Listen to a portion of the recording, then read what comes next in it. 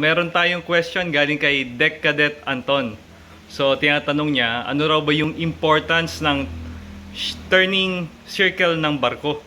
So, imagine niyo no, yung sasakyan o yung motor ninyo, kapag tinurn nyo pa right o pa left ng tuloy-tuloy, makakagawa kayo ng circle.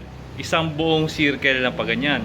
So, ang barko, meron ding turning circle.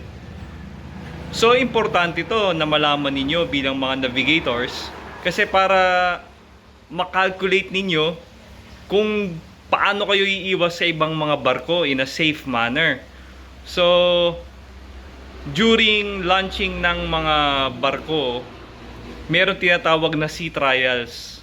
So, dun sa lugar na pinaggawaan ng barko, imamaneuver nila yung barko, sigsag-sigsag, paikot. So, doon mami-measure yung turning circle ng barko. Dapat tandaan nyo dyan, advance, transfer, at saka tactical diameter. Advance ay ang distansya mula sa original course hanggang sa makaliko ka ng 90 degrees.